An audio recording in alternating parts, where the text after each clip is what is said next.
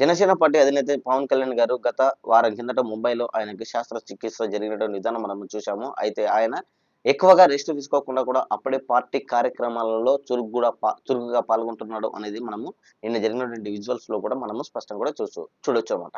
ఎందుకంటే పార్టీ అంతర్గతంగా స్థానిక సంస్థ ఎన్నికలు వస్తుండడంతో పార్టీని కూడా క్యాడర్‌ని బలంగా ఏర్పాటు చేసుకోవడం కోసము ఆయన పార్టీకి సంబంధించినటువంటి గ్రామ స్థాయి నుంచి కూడా జిల్లా స్థాయి వరకు, స్టేట్ స్థాయి వరకు కమిటీలు కూడా ఏర్పాటు చేస్తున్నటువంటి విజువల్స్ కూడా మనము లైవ్ రూపంలో కూడా చూడొచ్చనమాట. అంటే స్థానిక సంస్థ ఎన్నికలలో డెఫినెట్‌లీ కూడా మన పార్టీకి సంబంధించినటువంటి నేతలు ఎవరైతే ఉన్నారో వాళ్ళను కూడా డెఫినెట్‌లీగా కరాఖండిగా అంటే స్ట్రాంగ్‌గా పార్టీని బలోపేతం చేయడానికి కూడా ట్రై చేస్తున్నట్టు కూడా మనము స్పష్టంగా కూడా తెలుస్తుంది.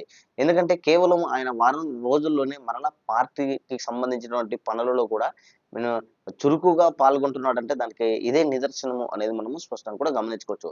ఎందుకంటే కేవలము వారం రోజుల్లోనే బెడ్ రెస్ట్ తీసుకోవాల్సినటువంటి విషయంలో కూడా ఆయన పార్టీకి ఇప్పుడు పార్టీ విషయంలో కూడా చురుకుగా పాల్గొంటున్నాడంటే దానికి ఉదాహరణ ఏంటంటే పార్టీని బలిష్టంగా చేయడం కోసము స్థానిక సంస్థ ఎన్నికలు వస్తున్నాయి కాబట్టి పార్టీని బలంగా చేసే విధంగా ప్లానులు వేస్తున్నాడు అనేది మనకు స్పష్టంగా కూడా గమనించుకోవచ్చు.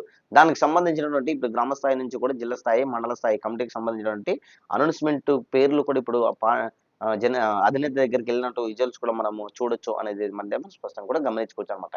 సో, ఏదేమైనప్పటికైతే పవన్ కళ్యాణ్ గారు వచ్చేసి రాబోయే స్థానిక సంస్థ ఎన్నికలలో బలమైన చోట ఎక్కడ కూడా తగ్గకుండా పోటీ చేసే ఆలోచనలో ఉన్నట్టయితే మనకు స్పష్టంగా కూడా అర్థం చేసుకోవచ్చనమాట. సో, ఈ యొక్క మీ యొక్క అభిప్రాయం కామెంట్ సెక్షన్ కూడా తెలియజేయండి. Thank you.